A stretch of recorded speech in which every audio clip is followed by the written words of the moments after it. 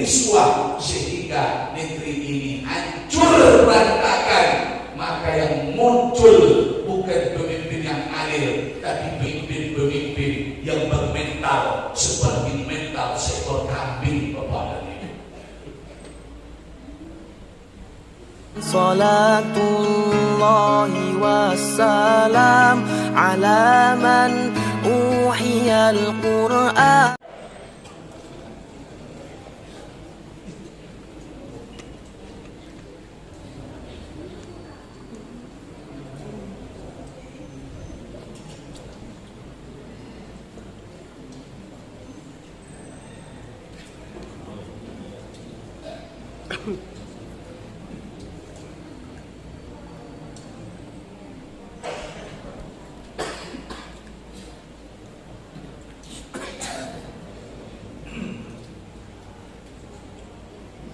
Bismillahirrahmanirrahim.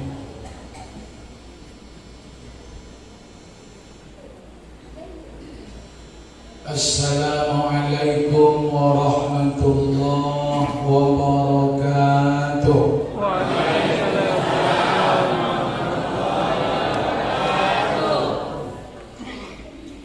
Bismillahirrahmanirrahim. Walhamdulillahi wa syukurillah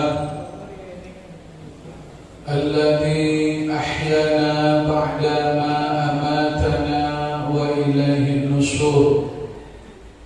Asyhadu an la ilaha illallah wahdahu la syarika lah wa asyhadu anna Muhammadan abduhu wa rasuluh man la nabiyya ba'dah. Allahumma fassalli wa sallim wa barik ala nabiyyina wa rasulina wa habibina wa syafi'ina wa maulana Muhammad sallallahu alaihi wasallam. Subhanallah wa bihamdihi adada khalqihi wa ridha nafsihi wa zinata arshihi wa midada kalimati. Allahumma inna nas'aluka ilman nafi'an. Allahumma inna na'udzubika min ilmin la yanfa'. Pertama dan yang paling utama sekali, dari lubuk hati yang paling dalam, kita kembali bersyukur kepada Allah Subhanahu wa ta'ala, karena kita ini adalah hamba yang selalu butuh dengan Allah Subhanahu wa ta'ala. Kalaulah Allah tidak memberikan kita nikmat, maka kita ini tidak ada apa-apanya di hadapan Allah Subhanahu wa ta'ala. Jangankan untuk hadir ke masjid, menggerakkan telopak mata pun kita tak sanggup, Bapak dan Ibu. Oleh sebab itu, doa bangun tidur itu diawali dengan kalimat memuji Allah. Alhamdulillahilladzi ahyana. Segala puji bagi Allah yang kembali menghidupkan aku. Ba'da ma amatana, setelah kami mati. Setelah aku mati, jadi tidur itu adalah mati. Tidur itu merupakan bentuk kematian, Bapak Ibu.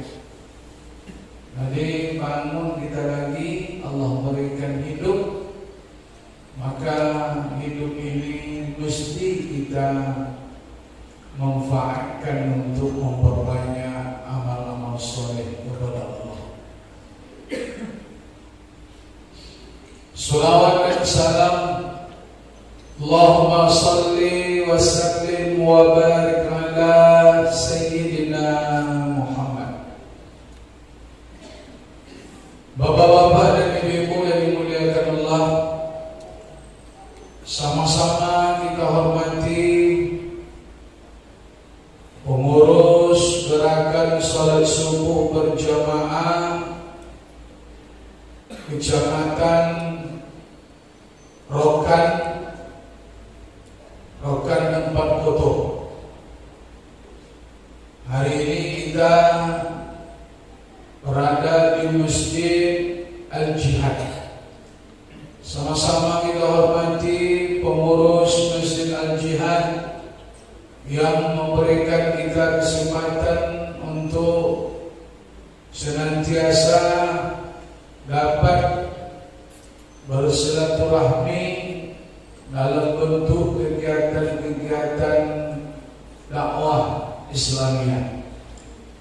Tokoh masyarakat, Bapak Kepala Desa, BPD, LPM, Kepala Dusun, Ketua RW, Ketua RT yang hadir. Hadir Kepala Dusun, RW dan RT-nya. Baik. Alhamdulillah. Kalau tak hadir, kok bisa ditukar-tukar? Wow.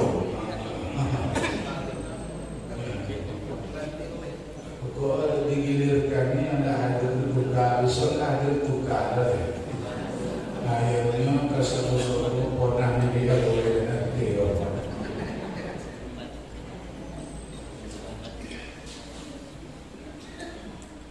Mau insaf kita subuh ini, kami lama tak ke situ Bapak Ibu, tapi dulu sering siang kami pernah ke situ pagi acara kita. Kalau malam subuh kuraso inilah yang pertama aku subuh.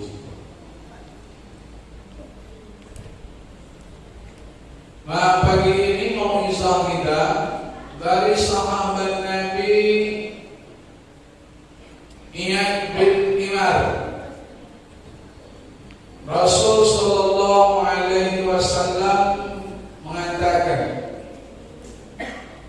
ahlul jannah salasa, penduduk surga itu ada 3 macam.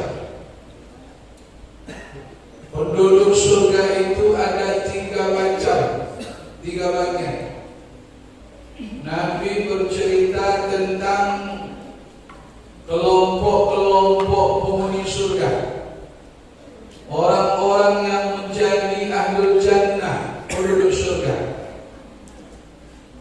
Mudah-mudahan kita termasuk salah satu dari kelompok yang disampaikan oleh Nabi Muhammad sallallahu alaihi wasallam. Amin.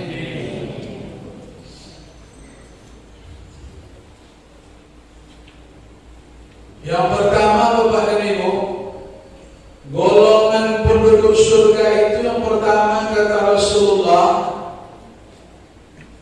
Dzu Sultanin, penguasa, pemimpin, muqsitun, yang adil, mutasaddiqun, yang jujur, muwaffiqun, yang dipilih oleh rakyatnya, yang disukai oleh masyarakatnya. Golongan pertama penduduk surga itu adalah pemimpin yang adil, Bapak dan Ibu. Pemimpin yang jujur, pemimpin yang dicintai oleh rakyatnya. Dari sini kita bisa melihat, menengok masalah memilih pemimpin ini bukan masalah yang remeh-temeh, Bapak dan Ibu.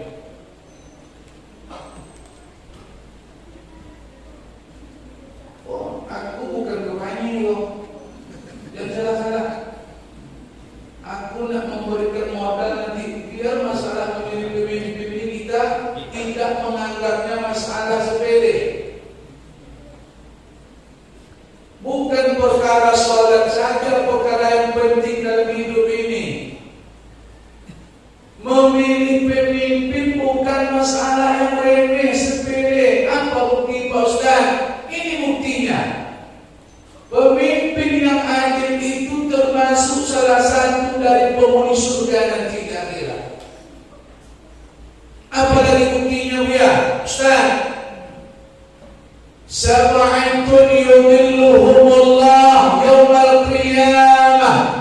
Ada 7 kelompok manusia pada hari kiamat. Yudhilluhumullah, Allah akan naungi mereka nanti pada hari kiamat.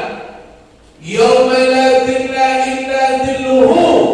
Hari itu tak ada tempat bernaung, tempat berlindung kecuali perlindungan naungan yang disediakan, diberikan oleh Allah Subhanahu wa taala. Ada 7 manusia yang akan diberikan naungan nanti Bapak Ibu. 7 manusia inilah yang diberikan tempat berteduh oleh Allah, naungan. Ternyata barisan pertama itu bukan ustaz. Barisan pertama itu bukan orang salat tahajud Bapak Ibu.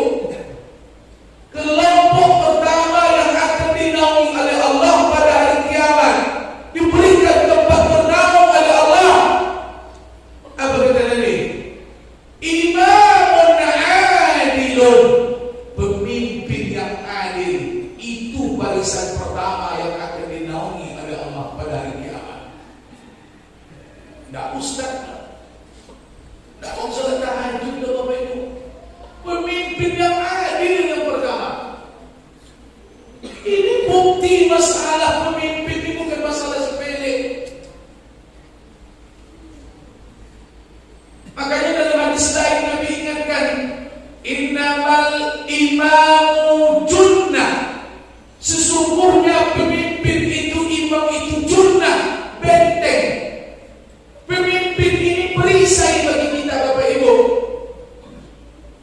Dia akan membentengi, dia akan melindungi orang yang berada di sekelilingnya, orang yang akan dilindunginya, yang akan menyerangnya. Dia menjadi tameng, menjadi perisai. Kalaulah dia bermental singa, maka orang yang di sekelilingnya juga akan terlihat seperti orang yang bermental singa Bapak dan Ibu. Ini kuncinya pemimpin ini. Tapi sebaliknya, kalau dia bermental seperti mental seekor kambing, maka orang yang berada di sekelilingnya, yang dilindunginya, dia juga akan terlihat seperti orang yang bermental kambing. Walaupun di sekelilingnya singa, tapi singa itu akan nampak seperti mental seekor kambing Bapak dan Ibu. Begitulah pengaruh pemimpin ini. Berani pemimpin itu yang di sekelilingnya itu, semangat timbul Bapak dan Ibu. Tapi kalau cemen pemimpin kok, nah di sekelilingnya itu jauh lebih cemen mulu. Coba tengok kalau awak berjalan. Aduh, kalau awak berjalan, awak berjalan ke hutan. Kalau yang membawa awak itu berani, awak itu berani. Betul tak? Tapi kalau yang membimbing awak jago, menuntun awak jago, mental terubuk, awak yang berani pun jadi takut jadinya. Iya tak? Iya. Maka pemimpin ini perisai. Dia tameng kita.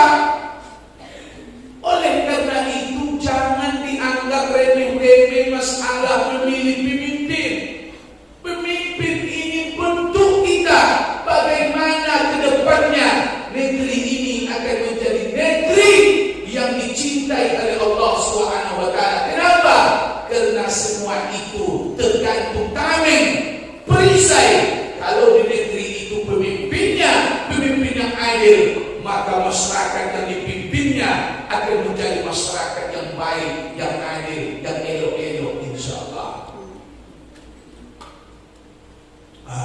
Angkonya memilih pemimpin kok jadi roboh awak gara-gara duit 100 100-200. Pakai hati nurani. Ini persaksian kita di hadapan Allah nanti, Bapak dan Ibu. Jangan hanya diukur dengan uang 100-200 ribu, sehingga gara-gara itu kita tidak memberikan ruang kesempatan. Bahkan hari ini orang yang mampu jadi pemimpin itu disingkirkan oleh orang lain. Sengaja dia disingkirkan agar dia tidak diberikan peluang memimpin negeri ini. Ini zalim, Bapak dan Ibu. Gara-gara kita bisa disogok, bisa diberi sembako, orang yang patutnya bisa jadi pemimpin, gara-gara Allah disogok, akhirnya dia tidak terpilih jadi pemimpin, Bapak dan Ibu. Tanggunglah dosa sudah kita.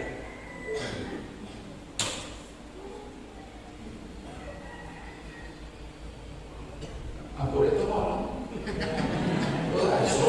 Sudah ya. Monggo, bawa dong kan.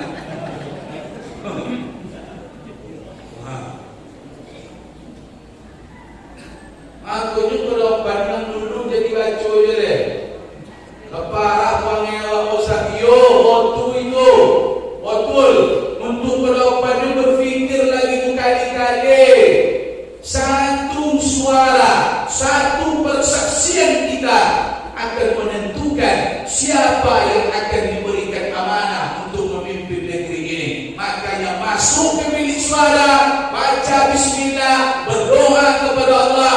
Bismillah, mudah-mudahan pemimpin yang kupilih ini ya Allah betul-betul orang yang adil, yang amanah. InsyaAllah Pak, selamat awak nanti ke hadapan Allah.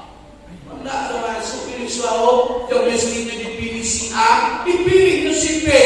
Karena hutang budi, karena riswah, bantuan, nepotisme.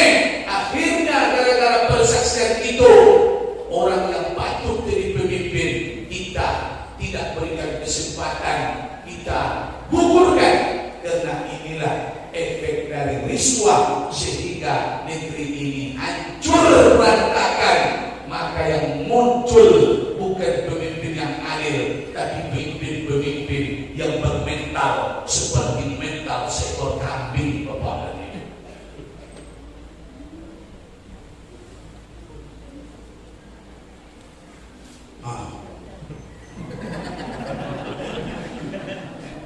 Tekan boleh, masih tekan boleh. Lain pun nampak aku begitu. Dek dalam bola, kaji kau nanti dalam bola. Bapak dan Ibu yang dimuliakan Allah, Imam Ahmad bin Hanbal, apa kata beliau? Kalau seandainya kita diberikan satu doa yang mustajab, da'watun mustajabah, kalaulah Allah berikan kita satu doa, doa itu pasti diijabah, dikabulkan oleh Allah. Kata Imam Ahmad, jangan kalian minta kaya. Kalau Allah berikan awak sebuah doa, satu doa, doa itu pasti dikabulkan Allah, Bapak Ibu. Jangan minta kaya kepada Allah. Jangan minta kita banyak harta, jangan minta sehat, jangan minta kebun sawit, jangan minta awak terkenal, naik popularitas. Kalau itu yang kalian minta, yang akan merasakan hanya kita saja. Maka kalau ada doa makbul, jangan minta kaya, Pak, jangan minta sehat, jangan minta sukses. Apa sebab? Sebab kali itu minta yang menikmatinya cuma awak. Minta sehat, ya Allah, sehatkan aku, ya Allah, dikabulkan Allah. Yang menikmati sehatnya siapa? Awak seorangnya. Ya Allah, sukseskan hamba-Mu ini, ya Allah. Doa makbul, sukses. Rupanya yang menikmati sukses dia seorang Pak.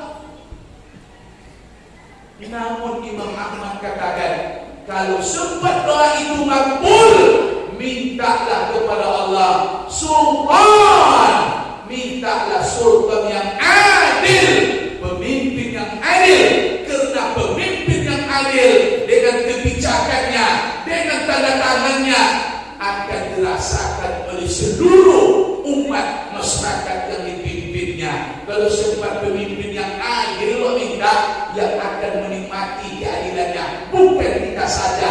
tapi seluruh masyarakat akan merasakan keadilan yang diberikan oleh pemimpin. Maka mintalah pemimpin yang adil. Kalau sempat ada doa itu dimakbulkan oleh Allah, mintalah pemimpin yang adil. Macam itu Allah menyuruh awak untuk berpikir-pikir untuk memilih pemimpin kau dengan hati nurani.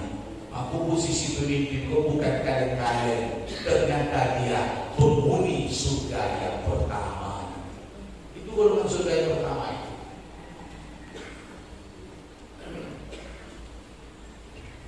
Kenapa pemimpin itu harus adil, Pak Ustaz? Kenapa begitu mulia jabatan pemimpin yang adil? Ad-dinu was-sultan, kata Imam Ghazali. Agama dan kekuasaan, tauhidani, dia merupakan saudara kembar. Agama dan kekuasaan itu saudara kembar. Agama asas, agama itu adalah dasarnya. Sultan haris, sultan kekuasaan adalah penjaga. Agama tanpa penjaga, dia akan hancur. Dan kekuasaan tanpa agama, dia akan hilang, Bapak dan Ibu. Agama itu kalau tidak dijaga oleh penguasa, maka dia akan hancur, Bapak dan Ibu. Kekuasaan yang tidak beragama, maka kekuasaan itu tidak akan ada, hilang, binasa. Begitulah pentingnya agama dan kekuasaan. Agama dan kekuasaan tak bisa dipisahkan. Maka pemimpin mesti menolong agama Allah. Karena seorang pemimpin, dia akan lahir hati nurani untuk menolong agama. Kalau ada pemimpin yang tak mempaduli agama, pasti hancur negara itu, Bapak Ibu. Pasti. Tidak agama dipaduli dia dong. Hancur negara. Nuna mampu masyarakat orang rumah tidak pembangunan. Biar jalan aspal sampai ke belakang rumah awak, sampai ke sungai, sampai ke kebun-kebun awak aspal, belum tentu negeri ini akan damai, Bapak dan Ibu. Semakin maju negeri itu, semakin jauh hantu masyarakat. Iya dah. Kampung kami dulu Pak tak ada jembatan, aman Pak, tak ada hilang-hilang mendarat. Lemasuk jembatan, tak bolak-balik orang di situ. Maaf cakap berlobak mudah hilang.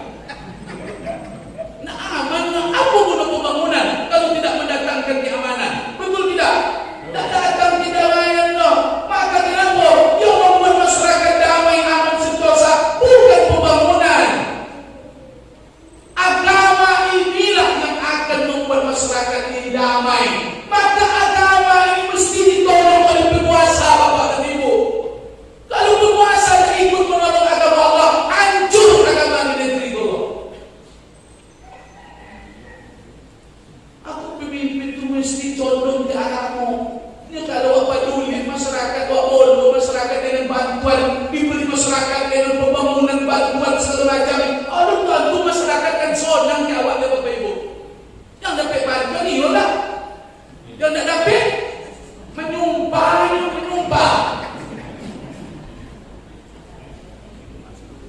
Mahlan yang dapat, siap tu tak dapat menyumpah itu sudah tu. Lah dapat dia, hati pun masuk tak dapat disumpah ke awak. Ia tak macam tu. Ha.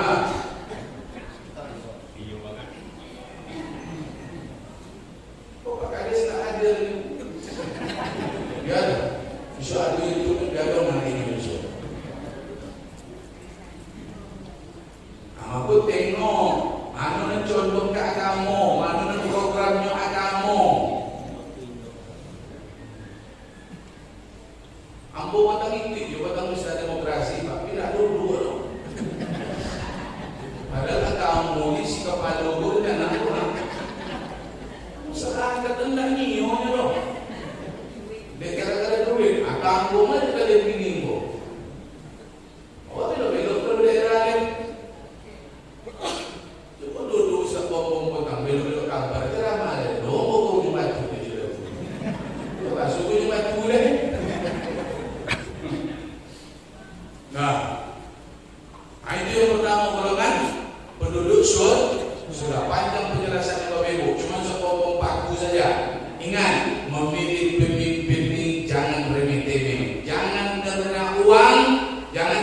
sembako, masuk ke bilik suara, berubah hati nurani, syahadatus zur, itu merupakan persaksian palsu.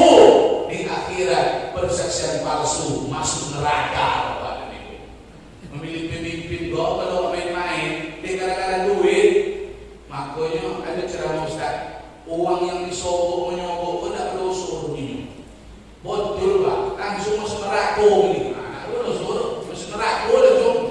Begitulah kawan dosa sogok menyogok. Tidak dosa kata Allah, kata Nabi, masuk neraka langsung. Makanya jangan menyogok, jangan mau disogok, jangan jadi tukang membagi sogok. Tim sukses, jangan jadi tim ses.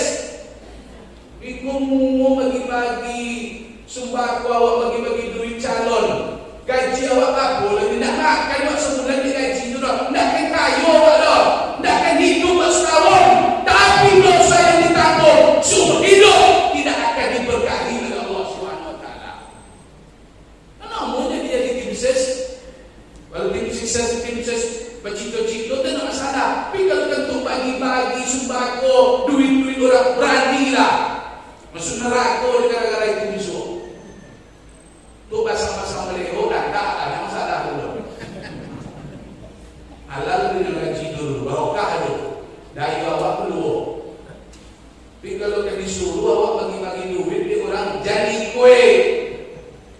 Itu nan orang lo suruh yang bagi sogok, yang disogok, memberi sogok, menerima sogok, tukang bagi kesemuanya itu dilaknat oleh Allah Subhanahu Wa Taala.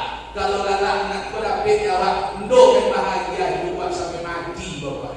Ndoken bahagia, pijayolah. Allah dah melaknat.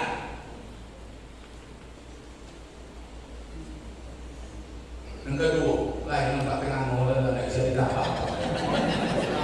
Ini kulit tambah parah ni kulit.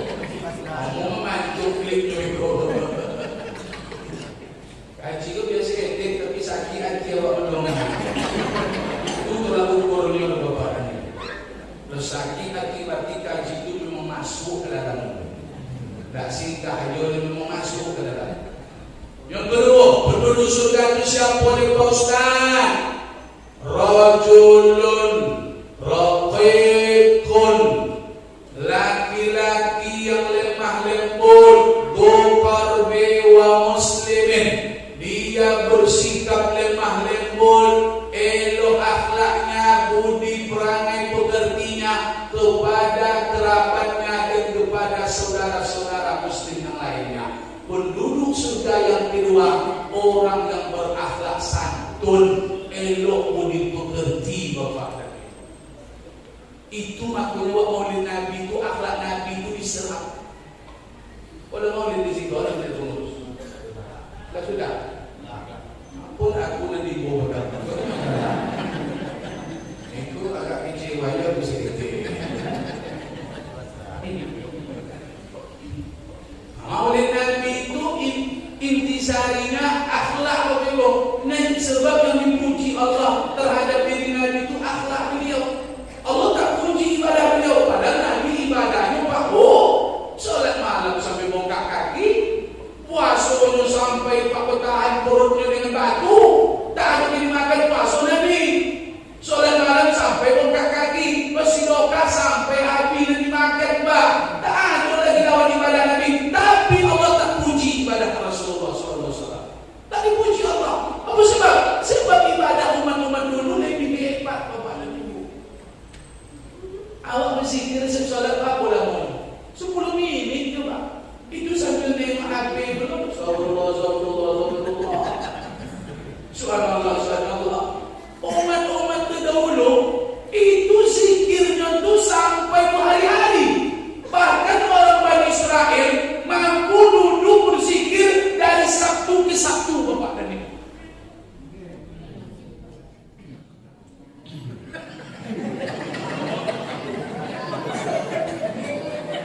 Olah babayu lampu kau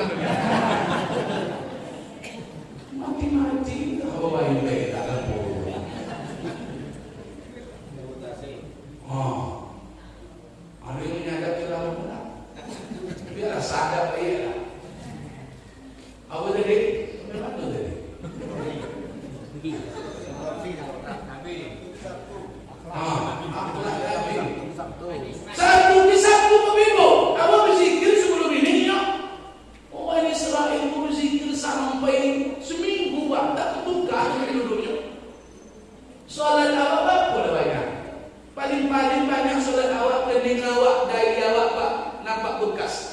hitam. Kalau Bani Israel itu solat baik, tidak kuningnya yang hitam, topik sujudnya lekuk bapak dan ibu. Lekuk topik sujudnya tu. Apa pun banyak ibadahnya tu. Awak pun hitam-hitam seleteknya. Makanya Nabi tak dipuji ibadahnya oleh Allah SWT. Puasa awak setahun pun sudah sebulan ya Pak. Bani Israel tu, Nabi Daud, itu puasa Nabi Daud itu sehari puasa, sehari tidak. Sehari berbuka, sehari puasa. Berarti 6 bulan puasa, 6 bulan berbuka. Kalau tak apa? Buat sebulan setahun punya Ramadan. Itu maknanya ibadah awak tak bisa mengalahkan ibadah umat dulu. Lalu di mana pujian Allah terhadap Nabi Muhammad? Wa innaka la'ala khuluqin 'azim. Sesungguhnya engkau memiliki akhlak yang agung. Rupanya umat Nabi Muhammad ini mesti menyerap yang dipuji Allah terhadap Nabi Muhammad itu akhlak. Ternyata akhlak inilah yang belum dicontoh oleh umat saat ini. Amal banyak tapi perangai ini jenuh hati. Ini orang rajin tu maksudnya kok. Tapi perangai ini oh minta ampun lah. Ibu-ibu kalau rajin ni maksudnya kan jilbabnya lah dalam. Baca Qurannya banyak, wirid yasinnya tiap minggu, sunatnya banyak. Tapi cakap ke lagi contoh hantu banget. Cakap ke lagi berbunyi contoh potwi, berbunyi menyambung-nyambung. Itu akhlak dia elok. Makanya Ustaz ngomong pagi ini pagi Pak, di pagi seorang spirit penghuni surga itu nanti yang kedua orang yang berakhlak yang satu Bapak tadi. Maka cakap elok-elok, tegur sapa, jangan awak saling usir-usir, saling adik-mengadik, saling sikut menyikut, jangan awak saling fitnah, jangan awak saling gondang, jangan awak saling hujat-menghujat. Penghuni surga itu orang santun Bapak Ibu. Nabi kita itu manusia yang paling santun di dunia. Nabi Muhammad Bapak akhlaknya tak masuk akal Bapak. Tak masuk di akal awak akhlak Nabi itu. Apa maksudnya Ustaz? Akhlak Nabi itu tak limo di akal awak. Coba apa Ustaz? Nabi itu mampu berbuat baik kepada orang yang tidak baik dengannya Bapak tadi. Awak mana bisa awak macam tu? Maknanya akhlak Nabi itu irasional, tak masuk akal. Itulah yang akan dicontoh. Elok dengan orang elok tu biasa tu nyoba. Orang gila bisa juga macam tu nyoba. Elok awak elok orang kawat elok awak ke orang biasa tu nyoba. Dititipnya awak titip nyoba biasa tu nyoba. Cuba titip orang yang tak pernah menitip awak. Asal selisih awak tu macam muntah loset nyoba.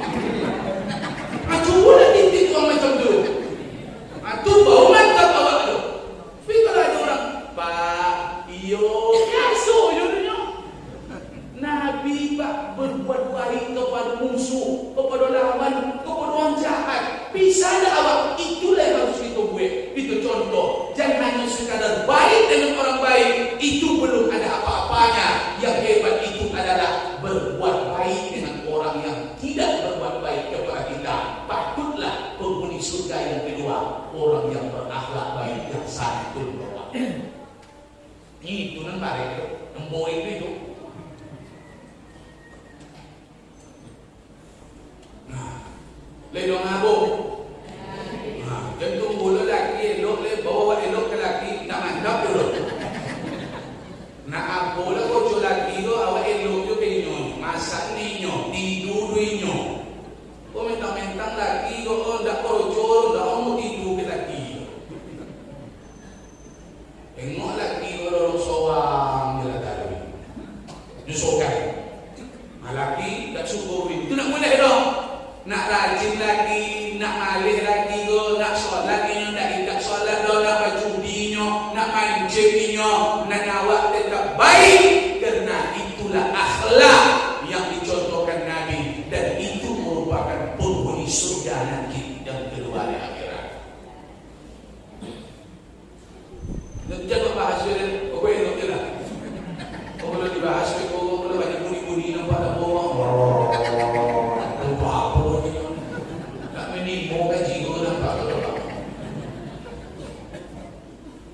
Yang terakhir,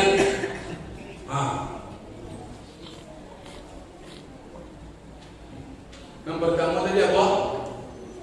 Pemimpin surga itu apa yang pertama?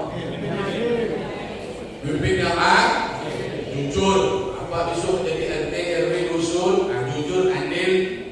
Aku jadi kepala desa, so jadi pemimpin kalian anak-anak muda, tuan-tuan nasib kalian, jangan kalian nanti pemimpin. Jangan kalian nanti jadi anggota dewan. Jadi wakil rakyat, adil, onang ceramah sokong bagi kau. Yang kedua tadi penduduk surga itu orang yang lunak lembut, elok, akhlak, budi pekertinya, Pak. Cakapnya sodap, dongannya, mendonga cakapnya nilai, awak esok nak hati. Tak tersinggung awak do, pembawaannya ceria tadi. Kedun sanaknya, ke orang macam tunyo. Nya adalah awak kau kedun sanak elok, ke orang tak elok. Ada awak elok, ke orang kedun sanak tak elok. Tapi penduduk surga itu kepada keluarganya dan kepada orang lain, dia tetap berlunak, dia tetap elok akhlak budi pekertinya, Bapak dan Ibu yang dimuliakan Allah.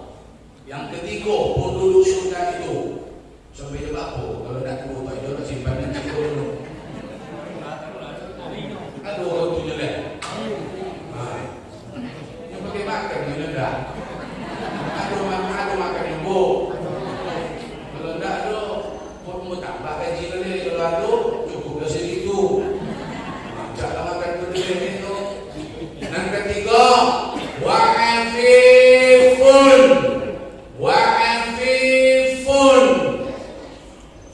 Mohon maaf cakap, orang miskin zu'iyanin yang menjaga kehormatan. Penduduk surga itu nanti sekelompok lagi siapa? Orang miskin, tidak orang kaya. Penduduk surga itu orang miskin, orang susah. Orang cakap orang susah macam apa? Kamu nak kaya, kamu nak bukan orang kaya, kamu nak ada betul. Kamu cari tak ada sebatang pun ada. Mengotak sebatang pun ada. Awak miskin pun ternyata sebahagian penduduk surga. Tapi jago kehormatan. Jangan awak minta-minta. Jangan awak bukan ikut sebagai status awak bukan. Orang miskin yang menjaga kehormatan, dia menjadi penduduk surga nanti di akhirat. Apa dapat dimakan, apa ada disyukuri.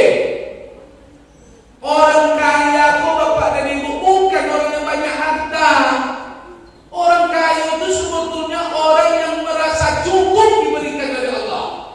Awak merasa cukup bapak, walaupun awak miskin, kemudian Allah cukupkan kebutuhan awak. Sebetulnya kita orang yang kaya di mata Allah Subhanahu wa taala. Walaupun kita secara zahir miskin di dunia, tapi di mata Allah kaya, di akhirat menjadi penduduk surga insyaallah. Amin.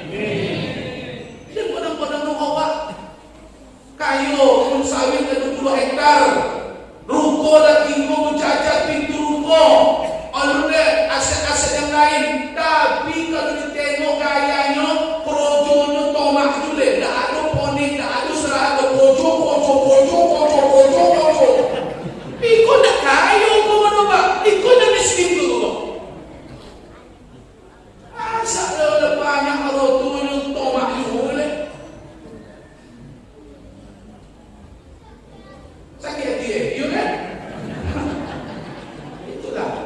Ramah tahu juga itu pak. Dia nak ubah kalau datang apa lebih sulit. Jadi jangan minder pak. Jangan minder kita, mohon maaf, kita jadi orang miskin ini jangan minder, jangan hina. Ini bukan satu hina.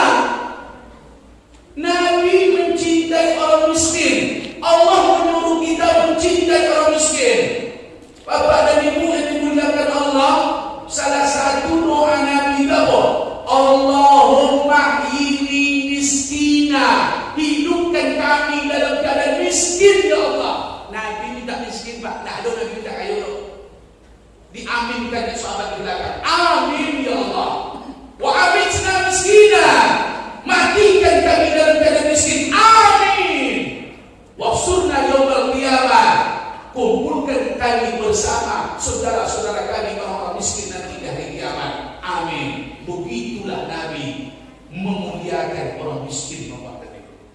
Nabi ini tidak miskin mah, diaminkan sahabat. Apa yang terjadi? Kayu sahabat yang banyak. Awak doa minta kayu dan banyak, miskin awak sudah. Diaminkan dia jemaah, miskinnya mah. Padahal sudah minta kayu lah. Kayu kan kami ya Allah, murahkan rezeki kami ya Allah. Amin. Yang terjadi apa? Miskin banyak. Sahabat Nabi nak minta miskin Nabi didoakan dia amin dari sahabat. Amin, amin, amin. Yang terjadi kayu sahabat. Dunia kau tak bisa dikoja. Itu maksudnya Pak. Kayu, no. Roti kau coba kayu. Miskin kau tak bisa dikoja. Pak kayu tak bisa dikoja. Maka jadi gilo-gilo lo kau jual macam kayu. Dan kayu dulu.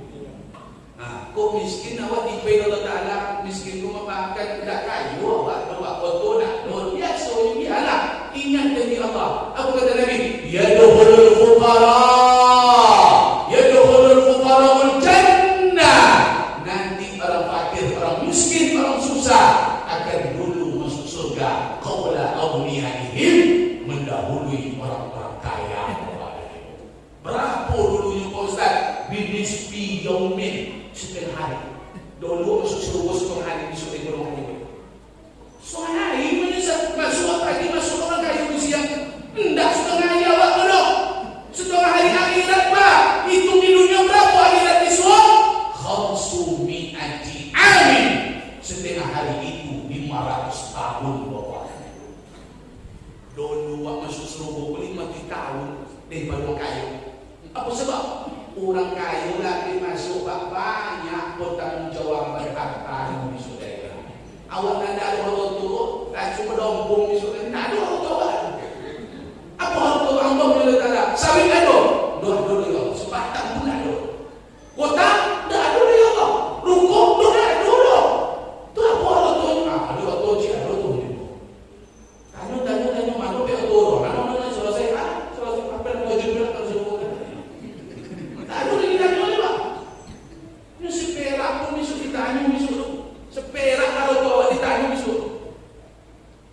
Akunya kalau tua dia mabuk mencari banyak merokak mencari banyak tak merokak percumanya di dunia tak merokak masuk sakit awak ajak tak ada orang tua dia. Pergi masuk sakit.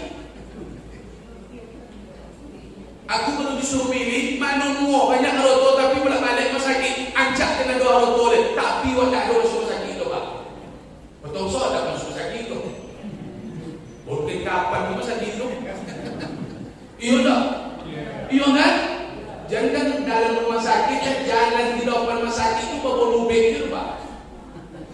Apa guna duit? Daripada suntik-suntik, bibus-bibus duit. Oh, Pak Ustaz, jumpa tu perawat acak-acak perawatnya. Oh, ada sakit tu mau bersedia hati. Cuma ni orang perawat acak selewat tu. Dia mesti cita-cita dah masuk takdir tu lah. Ancak baik lah perawatnya. Nuk seleo. Nak tang penyakit awak nak ketanggung. Dia ancak jenuh bidadari. Perawat tu kan sakit je awak rasa. Jangan cita-cita lah deh. Dulu masuk surga nanti insyaAllah. Amin. Tapi jaga kehormatan. Jangan cakap-cakap menghina-hinakan diri. Kami susah lah. Boleh kata ibu. Tak boleh macam tu dong. Atau ibu ada bercokaknya, adik-adik, saudara, tetangga. Lah, boleh kami memang miskin. Boleh. Apa ni macam-macam? Pantarlah tu, ibu macam tu berantah, nombor tu susah. Ya, kami susah kau. Kami nak dapat nombor ni dah. Wah, apa ni macam tu? Miskin tu bukan satu sinar. Onang tu Nabi minta miskin. Onang tu dah Pak. Nabi orang minta miskin. Makanya kita berbaurlah. Jangan kita hina. Sebab kenapa? Mereka hari ini tak berharga. Di akhirat nanti mereka menjadi penduduk surga. minta rezeki, usaha bojo segala macam, tapi apa yang diberikan Allah syukuri. Kita minta cukup karena kehidupan di dunia ini sudah menjadi takdir. Kalaulah hidup di dunia ini kita tak diberikan banyak harta oleh Allah, kabar gembira Ustaz Bobo sampaikan pagi ini, salah satu penduduk surga adalah orang yang tak berharta, orang miskin, orang fakir, tapi dia jaga kehormatan. Ini adalah penduduk surga. Amin ya Rabbal. Terima kasih, terima kasih.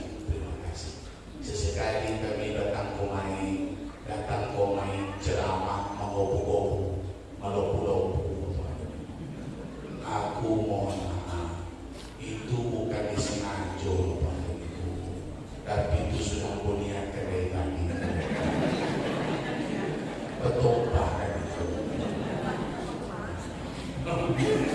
Kok ada yang tersinggung, kok ada yang sakit hati, iyalah. Aku tetap minta maaf dari hati aku yang bermaaf. Tak Bapak Ibu maafkan, berurusan kita di akhirat. Bukan aku yang cari Bapak Ibu, tapi Bapak Ibu yang akan mencari aku yang tidak. Oleh karena itu bagaimana Pak Ustaz kita ada masalah akhirat? Mari sesama kita memaafkan. Kok ada salah silap kami mohon maaf. Kok ada salah silap Bapak Ibu, lah kami maafkan insyaallah. Amin ya Rabbal. Terima kasih anak-anak Ustaz. Apa bukan kaji lagi kok? Penduduk surga itu pertama apa? Untuk kita terima untuk saya. Penduduk surga pertama pemimpinan yang kedua. Apa kedua dulu? Orang elok, orang lunak lombui. Yang ketiga, orang susah yang menjaga kehormatan. Mudah-mudahan bermanfaat. Ustaz mengucapkan subhanakallahumma wa bihamdika nashhadu an la ilaha illa anta nastaghfiruka wa natubu ilaik. Akhirul kalam. Wassalamualaikum warahmatullahi wabarakatuh.